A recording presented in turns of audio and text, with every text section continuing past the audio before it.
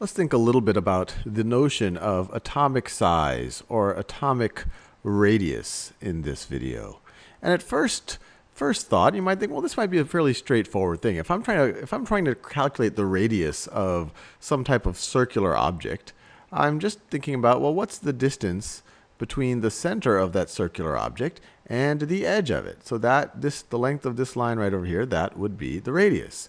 And so a lot of people, when they conceptualize an atom, they imagine a positive nucleus with the protons in the center right over here, and then they imagine the electrons on these fixed orbits around that nucleus. So they might imagine some electrons in this orbit right over here, just kind of orbiting around, and then there might be a few more on this orbit out here, orbiting around out here. And you might say, okay, well, that's easy to figure out the atomic radius. I just figure out the distance between the nucleus and the outermost electron, and we could call that the radius. And that would work, except for the fact that this is not the right way to conceptualize how electrons, or how they move, or how they are distributed around a nucleus. Electrons are not in orbits the way that planets are in orbit around the sun, and we've talked about this in previous videos. They are in orbitals, which are really just probability distributions of where the electrons can be, but they're not that well defined. So you might have an orbital, and I'm just showing you in 2 dimensions. It would actually be in 3 dimensions, where maybe there's a high probability that the electrons, where I'm drawing it in kind of this more shaded in green, but there's some probability that the electrons are in this area right over here, and some probability that the electrons are in this area over here, and let's say even a lower probability that the electrons are over like this over here. And so you might say, well, okay, at a moment the electron's there, the outermost electron, let's say, is there. You might say, well, that's the radius. But in the next moment, there's some probability, it might be more likely that it ends up here, but there's some probability that it's going to be over there. And then the radius could be there. And so electrons, these orbitals, these diffuse probability distributions, they don't have a hard edge. So how can you say what the size of an atom actually is? And there's several techniques for thinking about this.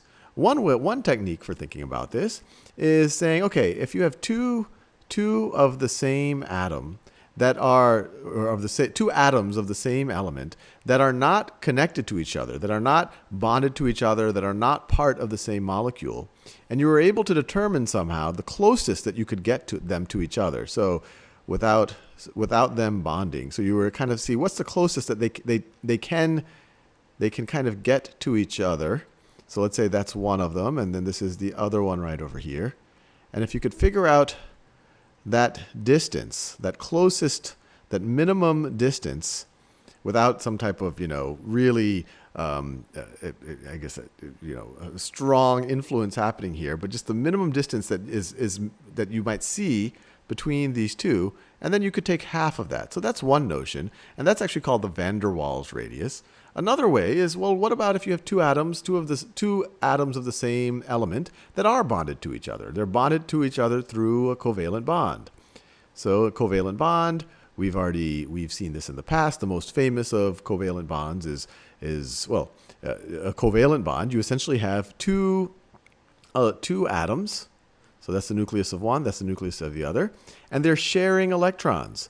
So their electron clouds actually overlap with each other. So in a covalent bond, the electrons in that bond can spend some of their time on this atom and some of their time on this atom right over here. And so when you have a covalent bond like this, you can then find the distance between the two nuclei and take half of that and call that the atomic radius. So these are all different ways of thinking about it. Now, with that out of the way, let's think about what the trends for atomic size or atomic radii would be in the periodic table. So the first thing to think about is, what do you think will be the trend for atomic radii as we move through a period? So let's say we're in the 4th period, and we were to go from potassium to krypton. What do you think is going to be the trend here? And if you want to think about the extremes, well, how do you think potassium is going to compare to krypton in terms of atomic radius? I encourage you to pause this video and think about that on your own. Well, when you're in the fourth period, the outermost electrons are going to be in your fourth shell. Here you're filling out 4s1, 4s2, then you start backfilling into the 3d subshell, and then you start filling again in 4p1, 4, and so forth and so on. You start filling out the p subshell. So as you go from potassium to krypton, you're filling out that outermost fourth shell.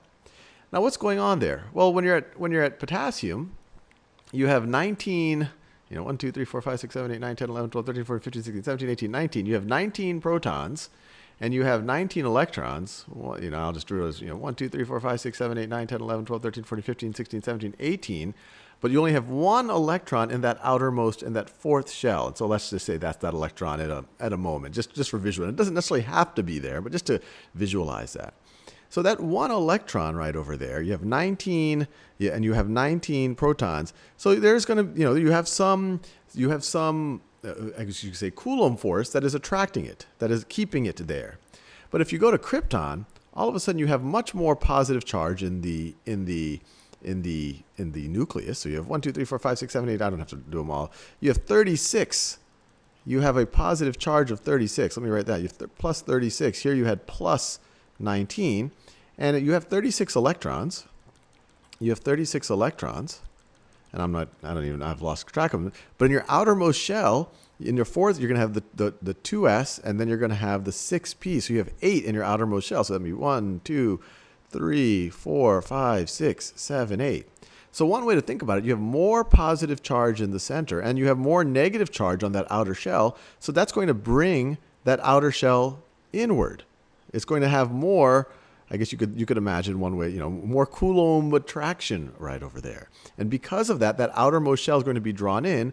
Krypton is going to be smaller, is going to have a smaller atomic radius than potassium. And so the trend as you go to the right is that you are getting, and the general trend I would say, is that you are getting smaller as you go to the right in a period. And that's the reason why the smallest atom of all the element with the smallest atom is not hydrogen, it's helium. Helium is actually smaller than hydrogen depending on what technique you use to measure it. And that's because if we take the simplest case, hydrogen, you have one proton in the nucleus, and then you have one electron in that 1s shell, and in helium you have two protons in the nucleus, and I'm not drawing the neutrons, and obviously there's different isotopes, different numbers of neutrons, but you have 2 electrons now in your outermost shell, and so you have more, I guess you could say, you could have more Coulomb attraction here. This is plus 2, and then these two combined are negative 2.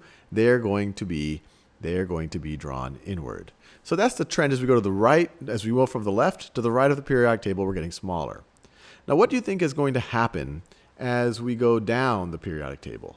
As we go down the periodic table in a given group?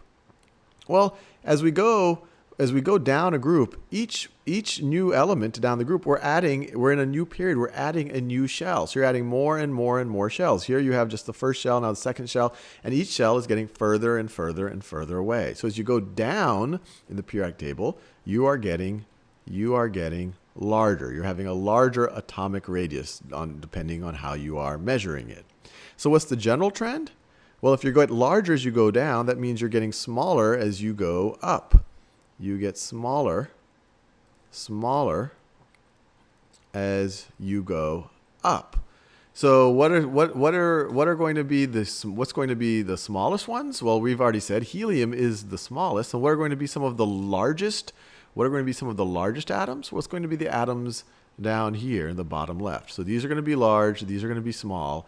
So large over here, small over here, and the general trend is you go from the bottom left to the top right, you are getting smaller.